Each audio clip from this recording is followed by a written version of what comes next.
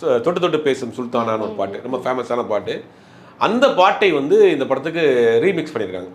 இந்த படத்துக்கு நம்ம குட் பேட் அக்லிக்கு அந்த படத்தில் ஒரு பாட்டை வந்து அநேகமாக அந்த பாட்டு கூட ஒரு சில நாட்களில் சிங்கர் ரிலீஸ் பண்ணுவாங்க. அந்த பாட்டை வந்து ரீமிக்ஸ் பண்ணியிருக்காங்க. அந்த பாட்டு வந்து அந்த படத்தில் இருக்குது. குட் பேட் அக்லி படத்தில் அந்த பாட்டு இருக்குது.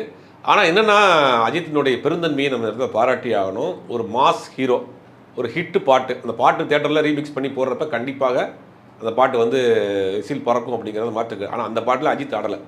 அந்த பாட்டை வந்து தன்னுடன் நடித்த இன்னொரு வில்லன் கேரக்டர் பண்ணக்கூடிய நம்ம அர்ஜுன் தாஸ் பேரா வந்து இந்த பாட்டு படத்தில் இருக்கிற மாதிரியான ஒரு வாய்ப்பை கொடுத்துருக்காரு அஜித். இது உண்மையிலே அஜித்தினுடைய பெருந்தன்மையை காட்டுது. அதாவது ஒரு நடிகர், உச்ச நட்சத்திர நடிகர், முழுவதுமாக ஸ்க்ரீன் ஃபுல்லாக நம்ம தான் இருக்கணும்னு நினைப்பாங்க. ஆனால் அஜித்தை பார்த்தா தன்னுடைய படத்தில் ஒரு வில்லன் கதாபாத்திரத்தை ஏற்று நடிச்சிருக்கிறவருக்கு ஒரு சூப்பர் ஹிட் சாங்கை வந்து நீங்கள் பண்ணுங்க அப்படின்னு கொடுத்துருக்க விஷயம் வந்து உண்மையிலேயே பாராட்டக்கூடிய விஷயம். அதுதான் அஜித். அஜித்துடைய அந்த இதெல்லாம் பார்க்க மாட்டார்.